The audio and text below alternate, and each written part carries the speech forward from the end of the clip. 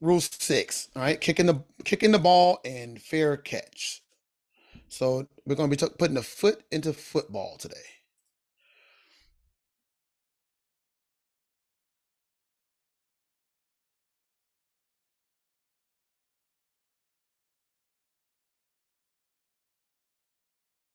And kickoff and other free kicks, but the references on what rule I'm talking about will be displayed on the screen.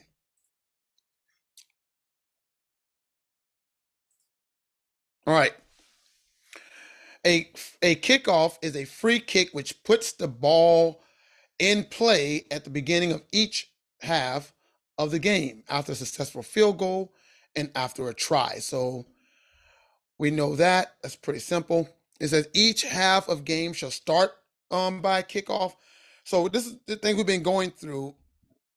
And almost all the rules so far has been talking about this kickoff.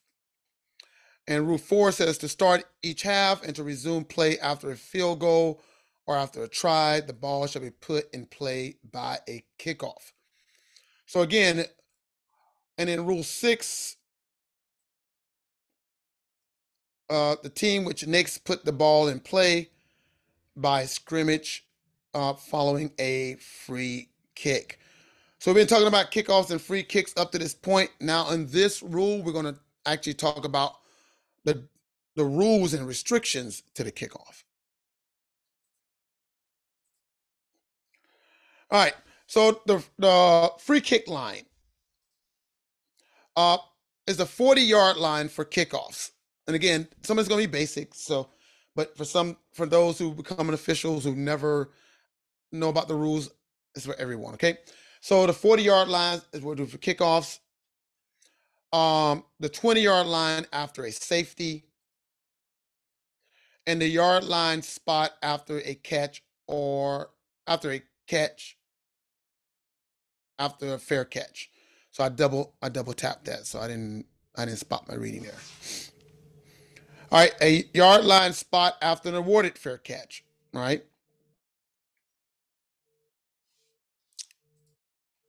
All right. These lines are always 10 yards apart. These lines are established for each. These lines are established for each unless each line unless there is a penalty or an emergency. The referee has the authority to move the ball to a playable line, according to Rule 6.1 and 1 and 2. So right here in this little diagram here, you see the 40-yard line, the yellow line, and the other yellow line there. It said, all right, let's talk about K restrictions.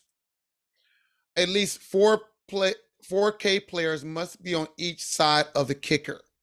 Now, I know I see some referees say, hey, you gotta be balanced. It gotta be 5 and 5. That's not true. It could be 6 and 4.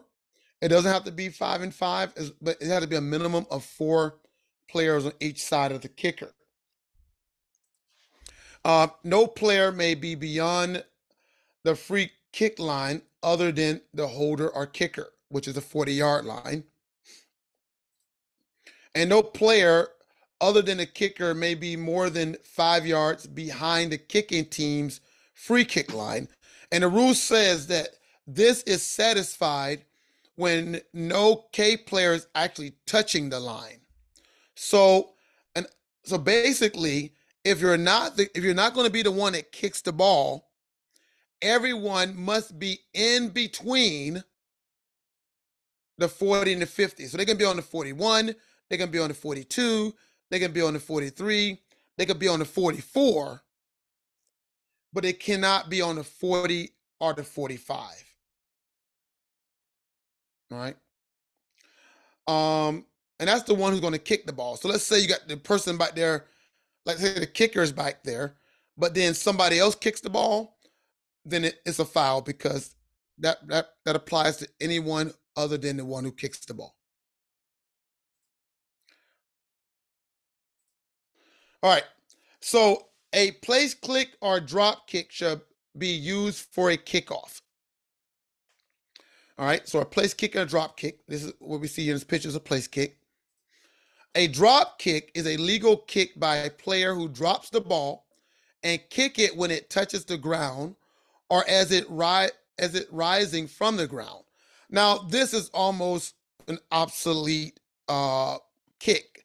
We don't. I mean, it takes a lot of skills to be able to kick a ball in this fashion. So a lot of times you don't see this. You don't see you see place kicks, but you don't really see drop kicks that much. Okay, a place kick is a legal kick made while the ball is in a fixed position on the ground or on a kicking tee.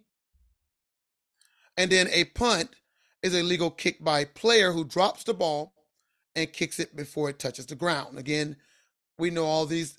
I think the drop kick may be unfamiliar for many of y'all, but that is a legal way to kick and score. All right. A punt may not be used on a free kick other than a safety. When a punt is used, the ball must be kicked within one step behind K's free kick line. So in this particular one, we have to make sure, like some people say after a safety, they can still use a kicking tee if they want. They don't have to punt. And I don't know if like NCAA or NFL requires them to punt, but on a safety, they can still place kick the ball. They can still put it on a tee and kick it. So it does not necessarily have to be a punt. So give me a second. I want to exit out of this for 1 second. I don't think I did not put shared screen. I mean shared sounds. Okay, it should be fixed now. Alrighty, let's move on.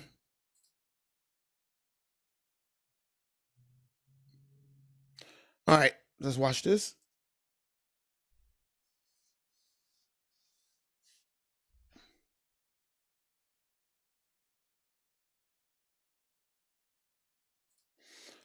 All right, so let's go move back a little bit. What we're seeing here is what we call a pop-up kick.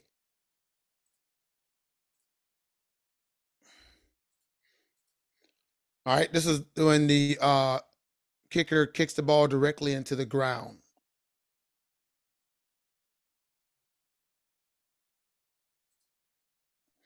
All right, so kicker restrictions: no pop-up kicks.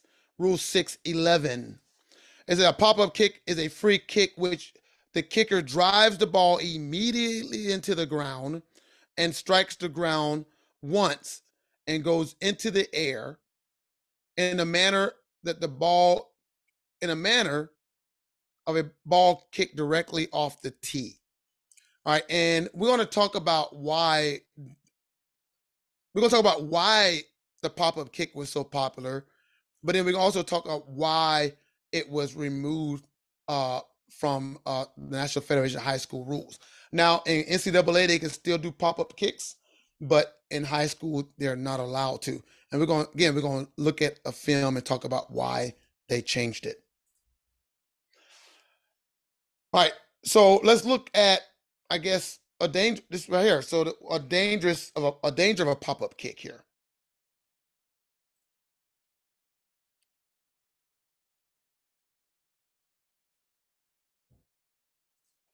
Now, right here, number 55, this number 10, you see how number 10 is focused on the ball right now. The ball is in the air. Number 10 is looking to catch the ball. And then we'll see number 55 lay him out. Okay. You see right now you see number 10 he's sleeping right now. All right. And so as we go through the kicking rules, it's two things that have to happen before K can recover the ball, entitled to the ball. It has to touch the ground, and it has to travel 10 yards. Okay. So, and the rule says that you can't do a fair catch once the ball has touched the ground. So a pop-up kick kind of like eliminated a lot of those parameters. So the ball already touched the ground, and then you know K is able to actually catch it once it goes 10 yards. But the problem is in the National Federation High School, it's all about risk minimization. And that's the whole reason why they stopped the run up, where you have they eliminate that the team K has to be within those yard lines rather than running way back 10 yards or 5 yards back, 6 yards back to get a running start. They eliminated the pop-up kick for this very reason, because it puts the front line of the receiving team in a precarious position, in a defenseless position. This player was not waiting. This player was looking to catch that ball, wasn't looking to be contact, and you see what happened. So that's the reason why the pop-up kick has been removed and banned as illegal. Now, this is not a squid kick. A squid kick is one that kicks 3 or 4 times on the ground, then pop up in the air. That one is still illegal. But the one that drives directly into the ground, as in a manner as it been kicked off the tee and not touch the ground, has been ruled, has been changed to been illegal. And 55 just laid out in them. All right. All right. So on a free kick, a captain of the team of the designated representative team ball placement on a try, kickoff, or safety, or after a fair catch, or an awarded fair catch, and after a touchback or a start of an overtime. So on a free kick, the kicking team can decide if they want to kick from the left hash mark, right hash mark, or center of the field. I know traditionally they always kick from the center of the field, but they don't have to. They can kick from a left hash mark. But if they do, there still have to be a 4 on one side and 6 on the other if they decide to even kick from a hash mark. And you never know, some coaches who maybe have some strategies may want to try to use that. All right. Once designated, K must kick from that spot.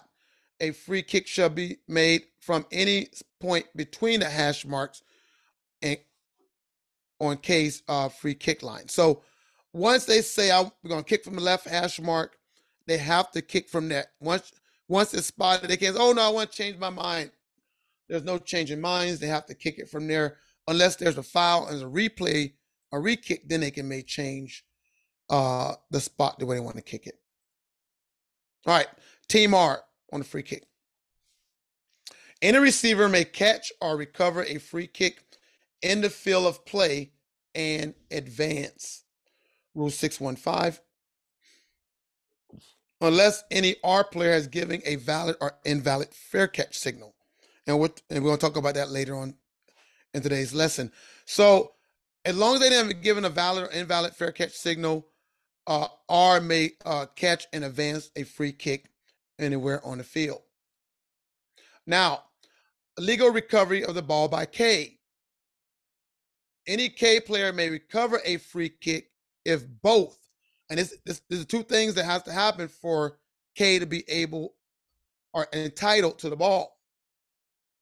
It has to touch the ground, and it has to go beyond R's free kick line. And again, this is the whole reason why the pop-up kick was so popular, because it touched the ground when he kicked it, and then once it goes 10 yards in the air, it was the duty of somebody on the kicking team, like we saw number 55, is to lay out that receiver so one of his teammates to be able to catch the ball, because now they're entitled to it, and so you can make contact. All right. But listen, on the free kick, it has to do those 2 things. It has to touch the ground, and it has to go 10 yards. In any order, okay? It can hit the ground, go in the air, or go in the air and touch the ground. But if K touches that ball prior to it touching the ground, even though it went 10 yards, we have kick catching interference. All right. So this is the difference between a free kick and a scrimmage kick, which we'll talk about later. Now, first touching will prevent K from retaining possession of a live ball. So, in other words, and let's talk about first touching. During a free kick, it is first touching if the ball is touched in the field of play by any K player before it crosses R's free kick line, and before it touched there by any R player. So K is not entitled to the ball until it goes 10 yards. All right. And if they touch the ball prior to it going 10 yards, it's first touching. Now, in some youth officials who haven't been properly trained like you guardians are, they, in NFL, I think it's illegal touching, and illegal touching is a penalty.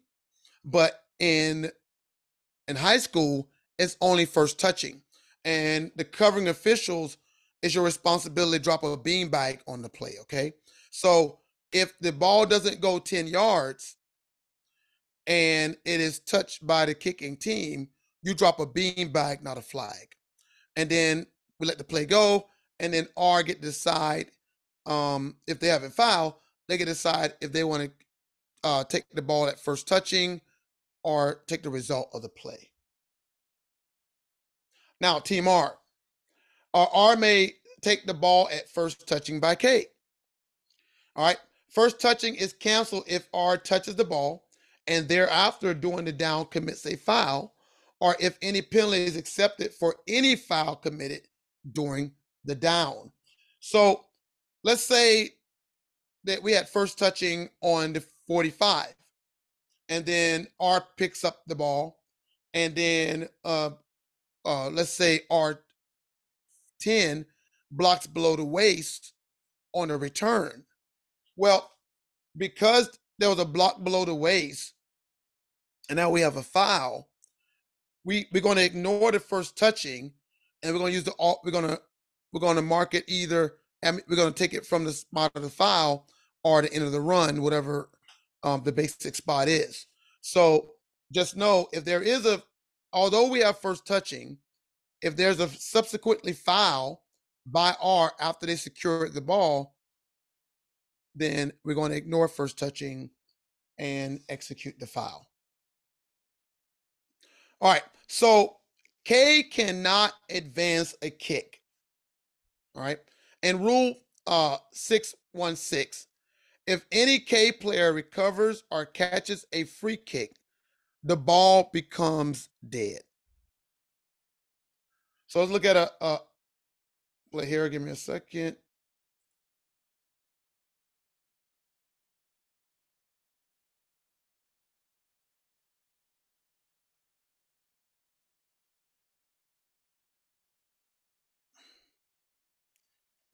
See if you agree with the mechanics used on this play.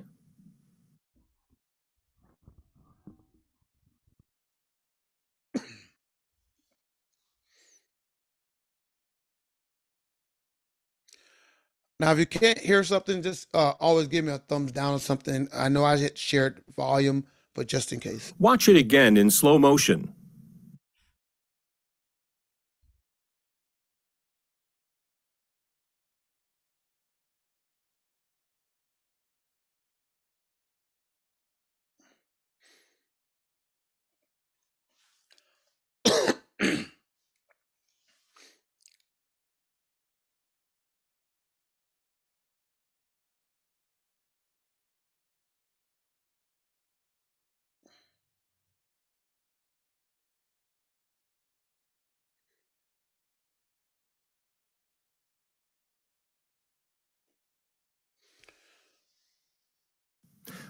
Now, before we go any further, I know we're looking at a scrimmage kick, and most of the videos we're going to be watching are scrimmage kick videos.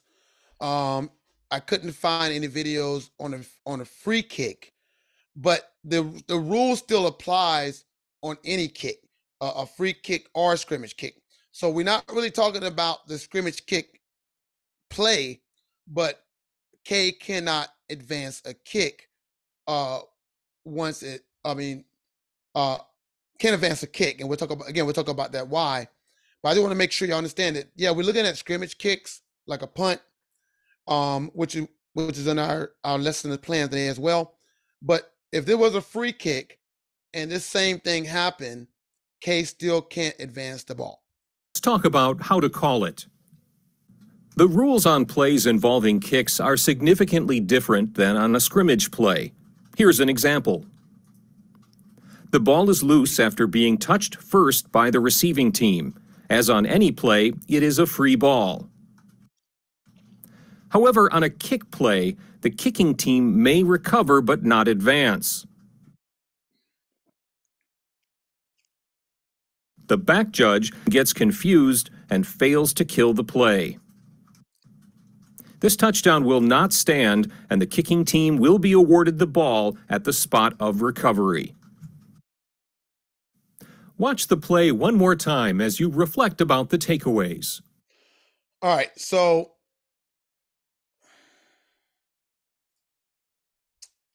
let's go back.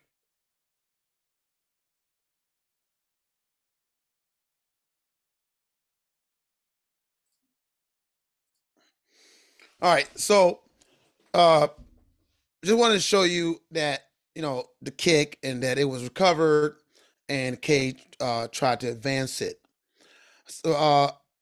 So K cannot advance a kick, but how can K advance a ball during a kick down? All right. So before we go there, let's talk about the rule 6 for is actually a table chart. In the notes, it says a kick ends when a player gains possession or when the ball becomes dead by rule. Now, when I became an official many moons ago, one of my mentors, they kind of like changed the phrasing of it. But it used to go, a kick ends when it's secured, when player by player possession or dead by rule. And that used to be the thing, and it's like, okay, but what does that really mean?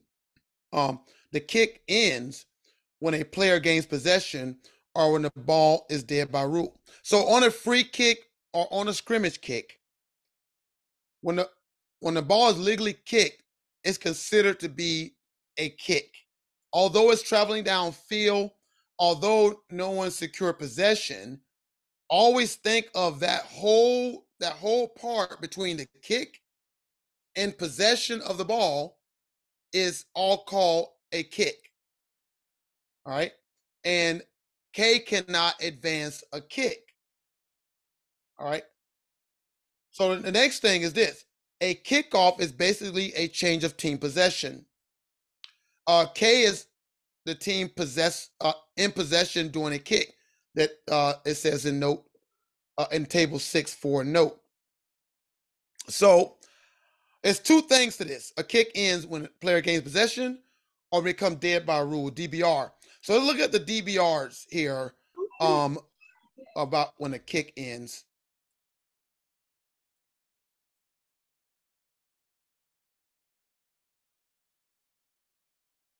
All right. When a live ball goes out of bounds. So we know if a kick goes out of bounds, the kick has ended. But guess what? K still can't advance it during it down because the ball is already out of bounds. If it's simultaneously caught or recovered by K and R, it's dead. So if R and K recovers the ball at the same time, the ball is dead and it belongs to R.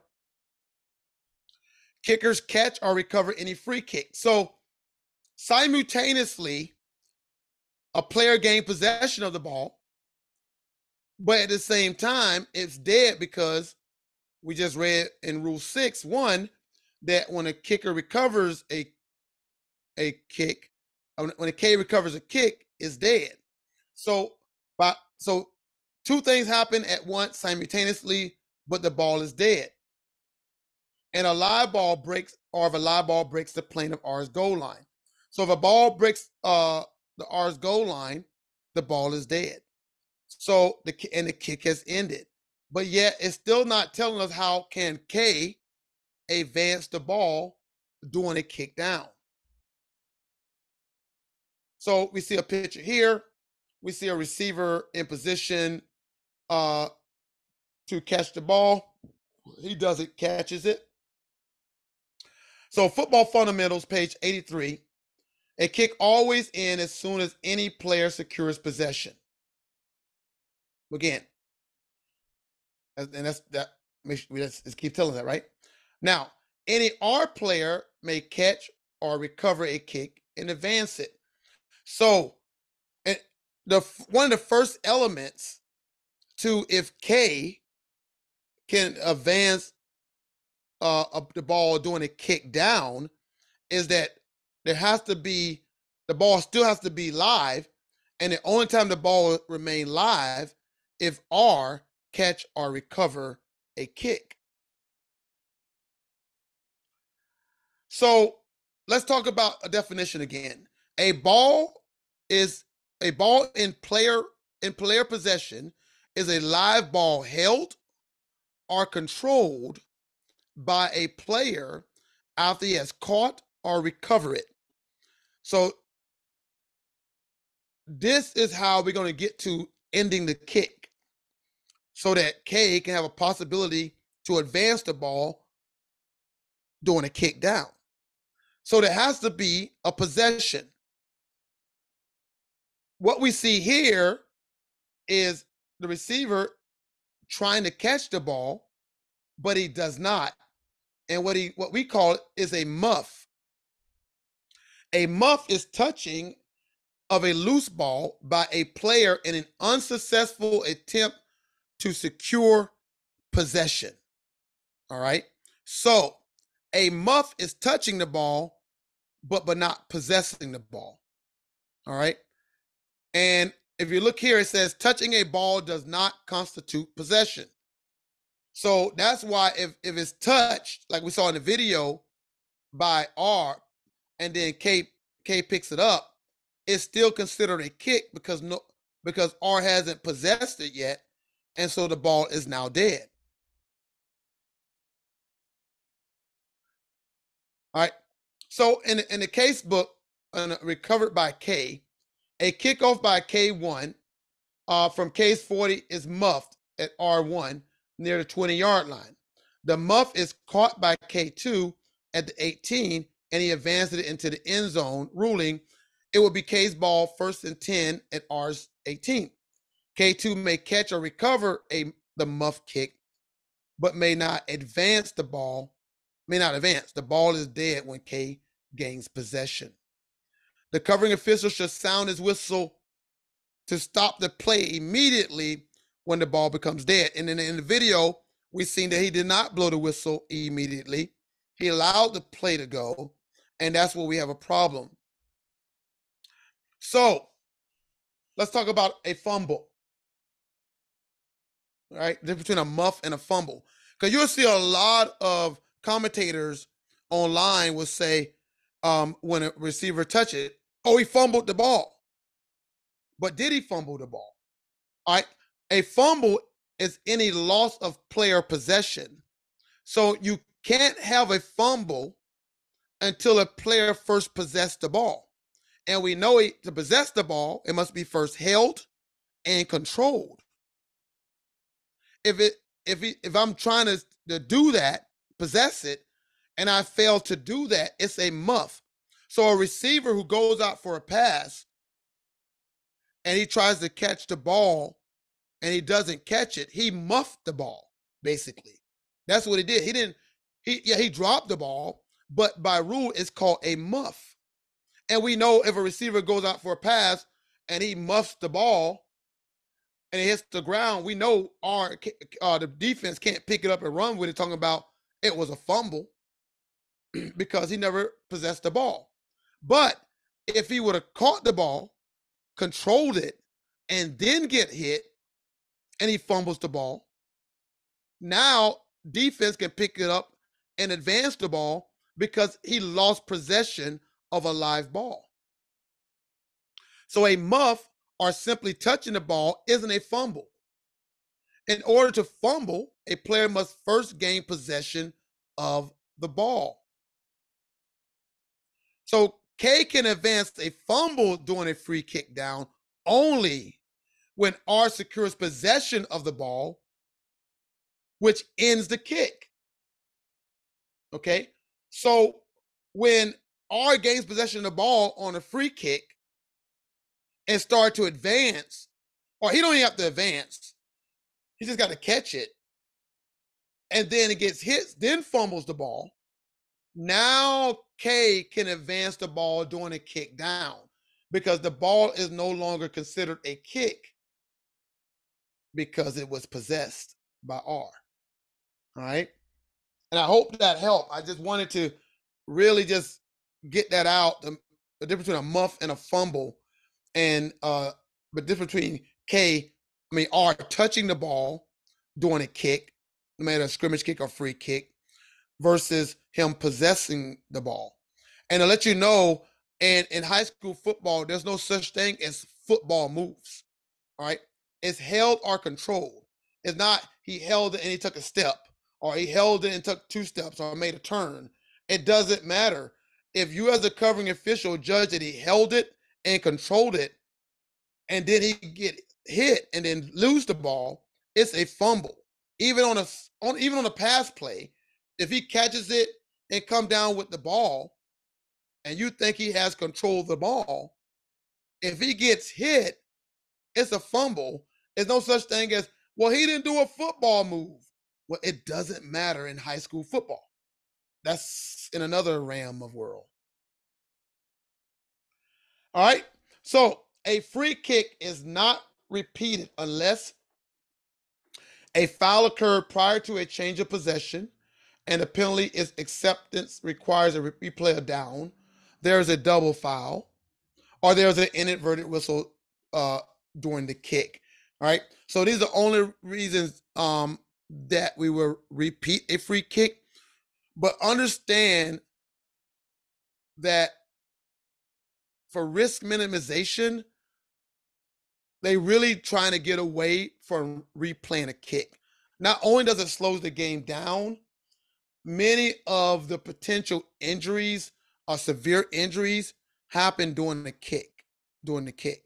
And so they're trying to do everything they possibly can to prevent that. So let's go to the next slide. A free kick shall not be kicked out of bounds between the goal line, untouched, inbound by R. So in other words, if R don't touch the ball and it go out of bounds, it's a foul. And these are the 4 options that the receiving team has. 5-yard penalty on the previous spot and re-kick. 5-yard penalty succeeding spot. Ball in play 25 yards beyond the previous spot, or decline the penalty and put the ball in play at the inbound spot. Now, as a referee,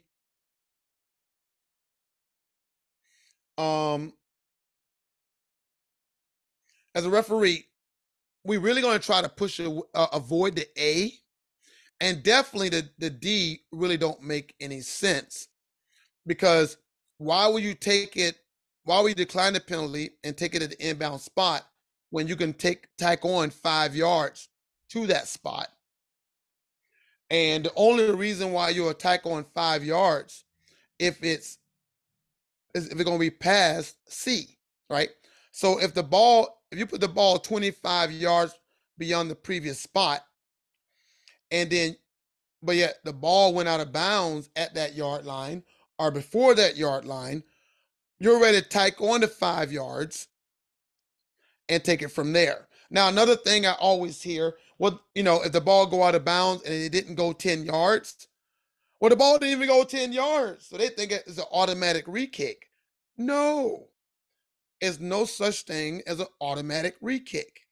So even if they try to do an onside kick and the ball doesn't go 10 yards and it go out of bounds, we'll go from the spot of out of bounds, tack on 5 yards, and it'd be 1st and 10 for R. Again, our goal is to really try to persuade the receiving team not to go with A, and take the best option out of B or C. Okay. So let's look at another one.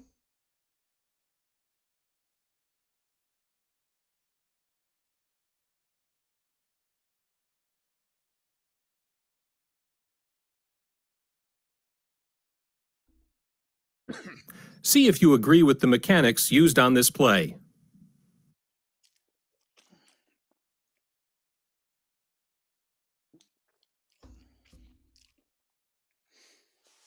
So the ball went out of bounds way past 25 yards. So they're gonna take the ball 25 yards from. Watch it again in slow motion. So what I want you to notice before he tells you is where the ball is getting kicked from. If you notice, it's not on the 40. The ball is actually being kicked from the 35. So there must have been an encroachment or some type of kick infraction on K, and it was moved back 5 yards.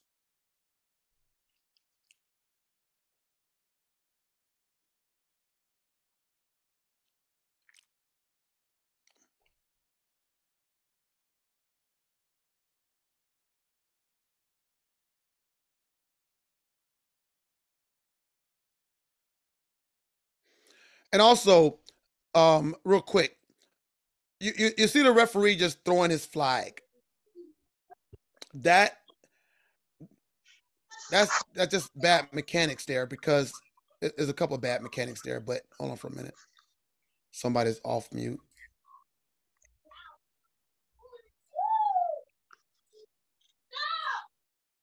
Okay, so it's really bad mechanics because the flag is actually supposed to go to the spot where the ball went out of bounds. We don't just throw the flag arbitrarily in the air. The flag marks the spot that it went out of bounds. So either the referee should have threw his flag at that spot because he was closest to the spot it went out of bounds, but we noticed the head linesman threw his flag, but it was nowhere near where the ball went out of bounds. So he needed to come pick it up and then take it. But if he even knows where is it at. But obviously they're saying, well, we know they're not going to take it there anyways, so we're just going to throw it in the air. But that's just bad mechanics. And the whole purpose of this PGO Academy is not to have these bad mechanics. All right. So but this is not the reason behind the video. Here we go.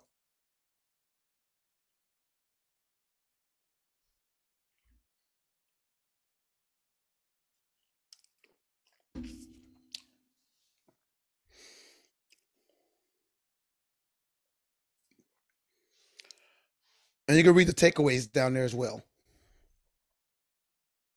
Let's talk about how to call it. Encroachment was called on the previous kickoff, moving Team K back to its 35-yard line. The ball is kicked out of bounds. The crew then makes two enforcement errors. The ball is to be placed 25 yards from the previous spot, which would be Team R's 40-yard line.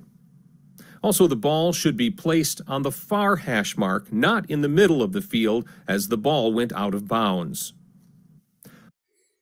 Watch the play. All right, so let's scroll back. There's a little bit more. So this right here is because the teams normally kick from the 40-yard line, and 25 yards advance to that is the 35-yard line. A lot of times, that's what comes to our mind. It's going to the 35. But that's why it's so important for everybody to be conscientious when they're working a game. It's 25 yards from wherever it's kicked from.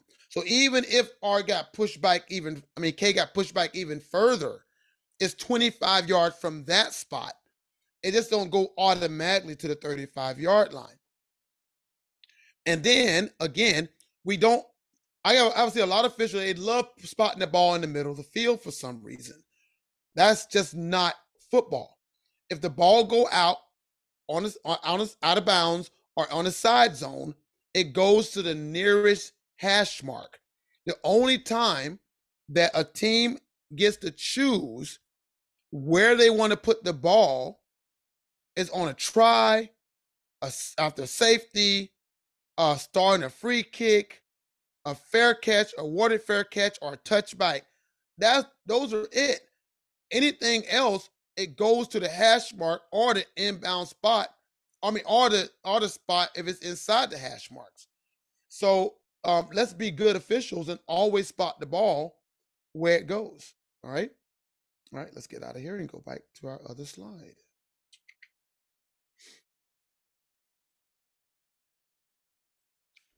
All right. So section 2, scrimmage kicks. That's everything on free kicks. Now we're going to talk about scrimmage kicks, and keep going from there. All right. So on a scrimmage kick, K may punt, drop kick, or place kick from in or behind the neutral zone. To also get a little side note, unlike passing the ball, there's no limits to how many times K can kick the ball. Right? What I mean by that. So let's say K kicks the ball, and then the ball goes beyond the neutral zone and it get muffed by R. We know what a muff is, right? A muff is unsuccessfully trying to attempt to possess the ball, and then the ball comes back behind the scrimmage line. K can pick it up and kick it again. All right, K can kick as many times as it want in and behind the neutral zone, as long as there has been no change of team possession. So, unlike a forward pass, K can kick multiple times as long as they meet the requirements. All right. Any receiver may catch or recover a scrimmage kick in advance. Here we go again. Just like a free kick, but now we're talking about a scrimmage kick. Anytime R receives, catch, or recovers any kick, they can advance. Unless it's doing a try. So if it's a field after PAT, obviously once R secures possession of the ball, it's dead. Unless any R player has given a valid or invalid fair catch signal, we know that. If anyone give a fair catch signal, once any player on R recovers the ball, it's automatically dead, immediately dead. And R is awarded the ball. If the ball go out of bounds, they get possession of the ball, obviously. If it becomes dead inbounds with no player in possession. Now we know on a scrimmage kick, it's all about get back, don't touch the ball, and the ball rolls. Once the ball comes to rest, and if no one's trying to touch the ball or secure the ball, the covering official should blow the whistle immediately and kill the play, and going from there. And then joint possession. Remember, joint possession always belongs to R. There's no fighting for the ball once they have joint possession. Like, let me get out of your hand. So if you're the covering official and you see decisively that there is a joint possession, it doesn't matter who comes up with the ball. Once you see joint possession, it's dead and it belongs to R. So don't let them fight for the ball and do some cheap stuff in the pile. Once you see that is a joint possession, and it's dead. Right? I'm coming up with a joke right now because I'm saying joint possession. You get it. All right. K may advance. So this is when K can unlike a free kick, on a scrimmage kick, a K player may catch or recover a scrimmage kick while it's in or behind the neutral zone and advance. So on a free kick, K can't advance it no matter what. But on a scrimmage kick, if the ball is blocked, or like I said before, let's say it went beyond the neutral zone, it was muffed by R, back behind the line of scrimmage, K can pick it up and run with it. Okay, he can advance it, and that's pretty much the only time K may advance on any kick down is on a scrimmage down when the ball is in or behind the neutral zone.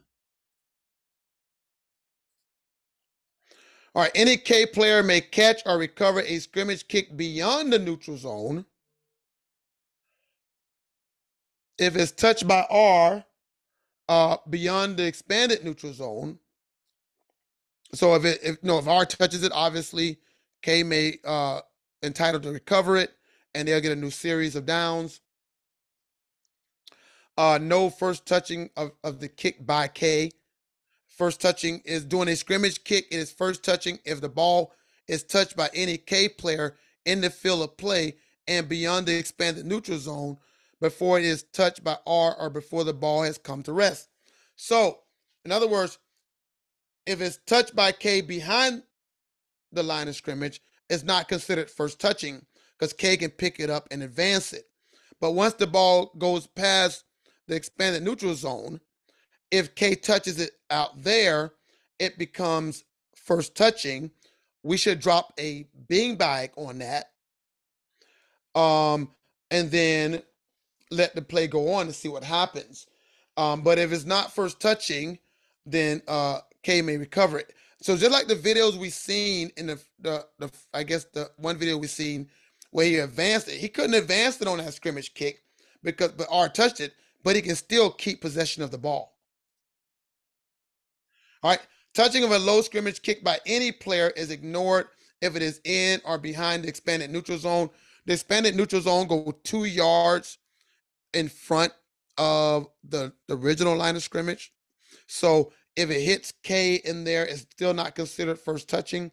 It has to be past there. And it's not considered touching by R if they touch it. It has to go beyond the expanded neutral zone, and then if it's touched by R, it's entitled by K to recover. All right, R may take the ball at first touching by K.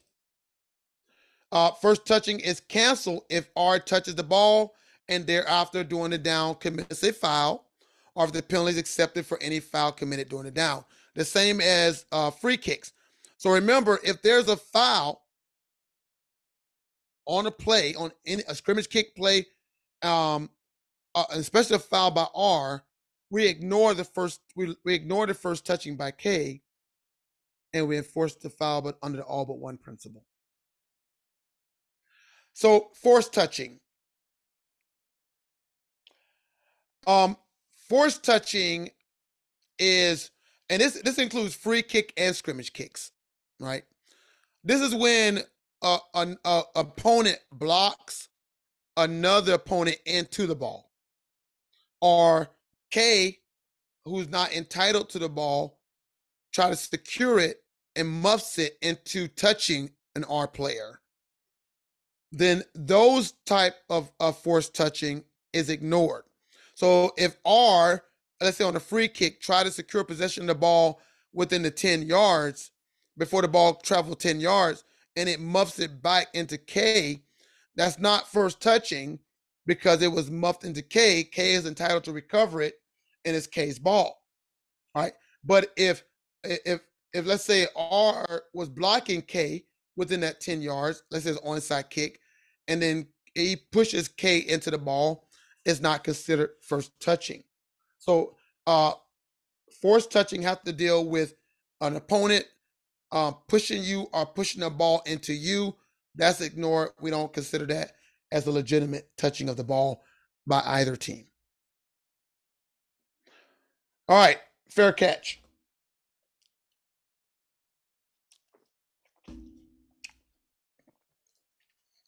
A fair catch is a catch by a receiver on a free kick in or behind the neutral zone of the receiver's goal line, or a scrimmage kick beyond the neutral zone to the receiver's goal line, after a valid signal under conditions in which the receiver forfeits the right to advance the ball in return for protection from being blocked or tackled by an opponent. So on a free kick, in other words, the receiver can give a fair catch signal even before the ball travels 10 yards. Okay. On a scrimmage kick, he only can give a fair catch signal when it crosses the expanded neutral zone. So he can't give it in the neutral zone or behind the neutral zone. The ball has to be past the neutral zone for a fair catch to be valid. All right. Any receiver may signal for a fair catch while any legal kick is in flight. All right. What is a fair catch? A valid fair catch signal is an extending and lateral waving of one arm at full arm's length above the head by any R player. Couple of things. It doesn't say how many times you have to wave or who has to see it. Hopefully a covering official sees it, but it has to be one hand above the head. Okay. To be a valid fair catch signal. If he's trying to block the sun out of his eyes, he has to do it with a bent arm. Okay. So that we're not interpreting it as being a fair catch signal and then blowing it dead once he catches it. Right. So this right here is not a valid fair catch signal. All right. Has to be one. All right. So an invalid fair catch signal is any signal that is not a fair catch signal. Described. So the invalid fair catch signal is any signal by a receiver before the kick is recovered. So doing like this is not a fair catch signal. That's a foul for invalid fair catch signal. Because it's not this. Doing this is an invalid fair catch signal because it's not this. All right. It does not meet the valid signals after the kick has touched the receiver. So in other words, if the ball hits me and bounces in the air, I can't now, even if I'm doing a valid fair catch signal, it's a foul because once it touched any receiver, we can't give a valid fair catch signal anymore. So that's a 5-yard foul, 5-yard penalty. After the kick has touched the ground. So again, remember, discussing the pop-up kick. You see how it was such a popular kick because it kicked directly into the ground, which means now the receiving team can't give a valid fair catch signal because it touched the ground. And then it popped back into the air. And once it crossed 10 yards, the receiving, the K is entitled to the ball. So they're allowed to block R to get to the ball. Because once K is eligible to touch the ball or entitled to the ball, they can block and contact R. So this is why the pop-up kick was so popular, but yet it was so dangerous. And one of the biggest things for the National Federation of High School Committee is risk minimization. So a lot of rules that we have, even the hurdling rule, which when we get to Rule 9, we'll talk about the hurdling rule. All these rules are created to reduce risk and to reduce the risk of football, because they're like, man, if we don't cut down the injuries, we might not have football no more. We might have stopped playing football altogether because of all the injuries that result from this sport. So it's all about risk minimization in the sport. All right. Now, an illegal fair catch signal is a fair catch signal done after you catch it. Right. All right. So an illegal fair catch signal is any signal by a runner after the kick has been caught, after the kick has been recovered. So you can't say, don't hit me, don't hit me, don't hit me, don't hit me. Just take a knee or something. But yeah, it's a foul to give an illegal fair catch signal. All right, so what is kick catching interference? While any free kick or scrimmage kick is in flight, K shall not touch the ball or R unless blocked into the ball or R, or to ward off a blocker, or to obstruct R's path to the ball. This is what we call kick catching interference. It's a 15-yard penalty. So K has to give R an opportunity to catch the ball. All right, this prohibition applies even when no fair catch signal is given, but it does not apply after a free kick has been touched by a receiver, or after a scrimmage kick has been touched by a receiver who is clearly beyond the neutral zone at the time of touching. Exception: K may catch, touch, muff, or bat a scrimmage kick in flight beyond the neutral zone if no player of R is in position to catch the ball. All right. So in Prep Football 2019, one of the more common misconceptions in football is that a kick receiver must signal for a fair catch in order to be protected from Team K while trying to catch the kick. A member of the receiving team on any kick play, whether a scrimmage kick beyond the neutral zone or a free kick, must be given an unimpeded opportunity to catch the ball.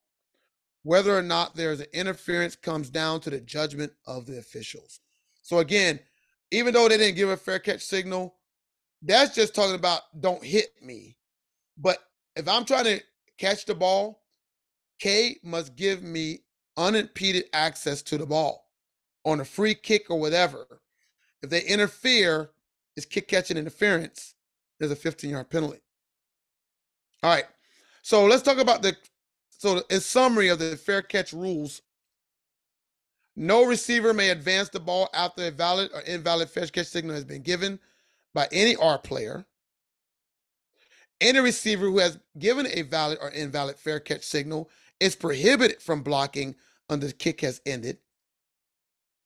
Only the receiver who has gave the valid fair catch signal is afforded protection. So that means if R1 gives the signal, but R3 catches the ball, if you get tackled, it's not a foul.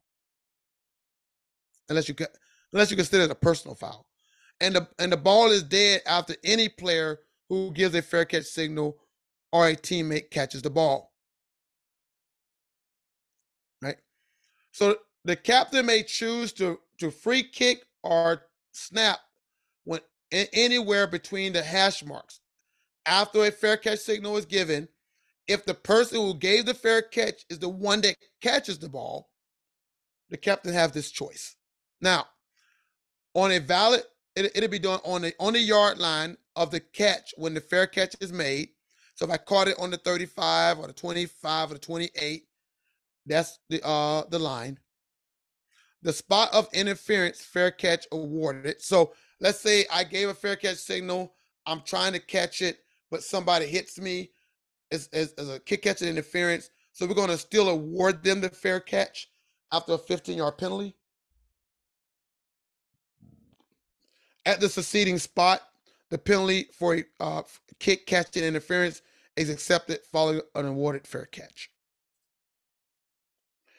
Now, it's very interesting. In football fundamentals, it says the rules for the 3 free kicks are the same.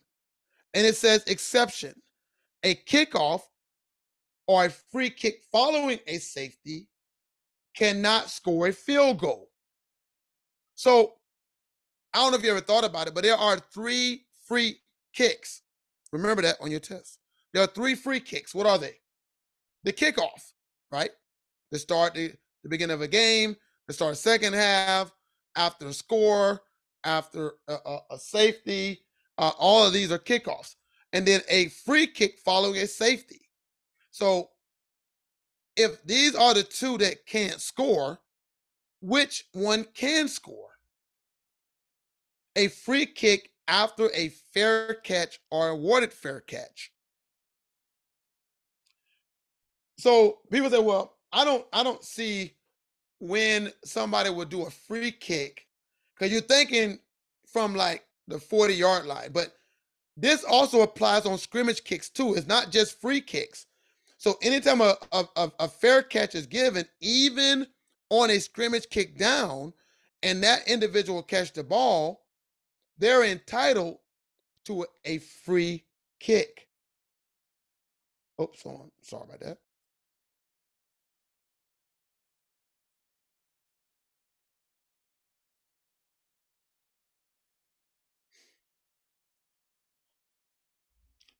So they snap the ball, he kicks it, and you see him giving the fair catch signal, and he caught it, and he goes down. Going short from a different angle.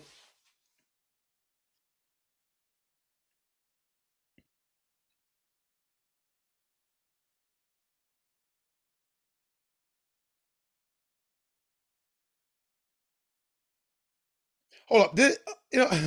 I'm looking at this. Did he give a was that free? Was that a valid fair catch signal?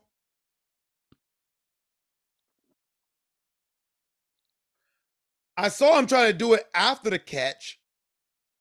Y'all saw that? I found this video today, so I didn't have enough time to like analyze it until now. But let's look at this one more time. Let's see if this crew even did it right. Hold up, let's go back some more. All right. So what's a fair catch signal? It has to be above the head, right? Like this. So look at this guy and tell me if he does that or not. He doesn't. He went like this.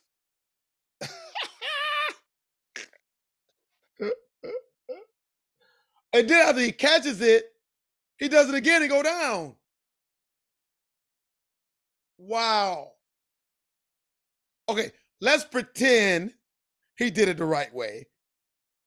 It should have been a flag on this because he did it wrong. That's why I tell you guys, you got to be careful when you watch videos online of officials, because I'm telling you, there's so much bad information out there. And that's the whole reason why we created PGO Academy, to combat this bad information and this bad officiating that's going on out there. It's tons of bad officiating going on. Don't know the rules, don't know the mechanics, but yet they want to call themselves officials, and it's sad. But anyways, let's go on. So he gave an awarded fair catch. So the team chose to go with a free kick after a fair catch. Now we know that you can't score on a kickoff or a free kick following a safety. And the third free kick is a free kick after a fair catch or awarded fair catch, which means you can score on this, which means the defense, the R, cannot block you. They cannot interfere with your kick. Now, the problem with this, if you miss it, you give the ball back to R. Okay, because you free kicking the ball. So if you miss it, it's like doing a field goal. If you miss it, and if it doesn't break R's goal line, they can return it, or they're gonna get the ball on a 20-yard line. But apparently, this is almost the end of the game, and this is the game-winning field goal. So I guess the black team made a grave error by punting the ball. But let's see the kick.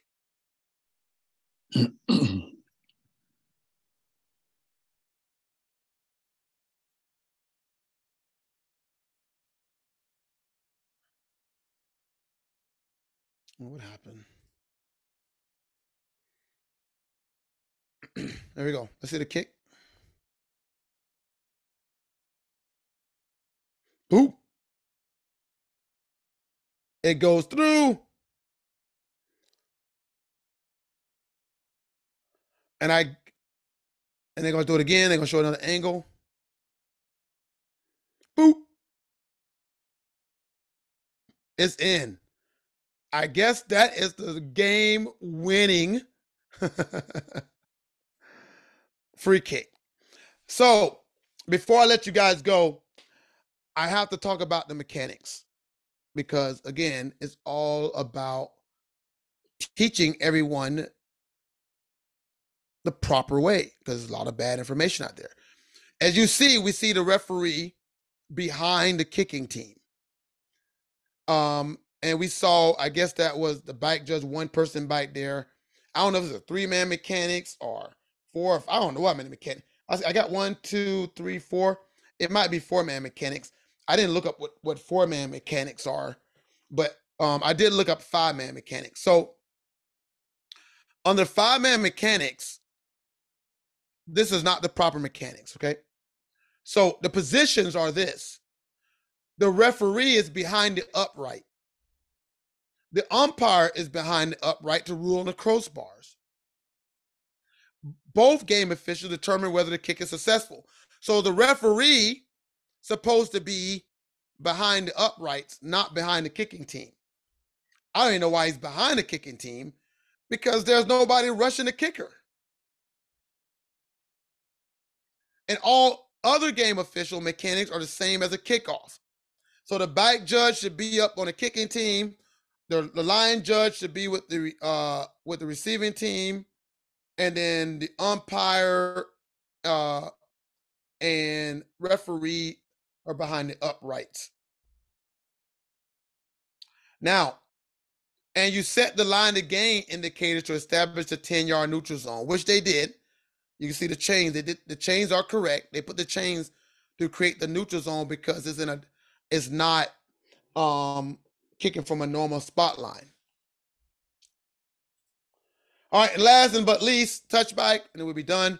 It is a touchback if a free kick or scrimmage kick ball breaks the plane of R's goal line on a non-scoring attempt, grounded 3-point field goal attempt, unless R chooses spot of first touching by K.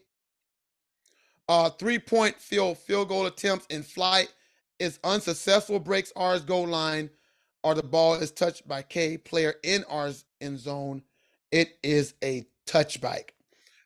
And if any free kick or scrimmage kick becomes dead in K's end zone, while no player has possession, it is a safety or a touchback.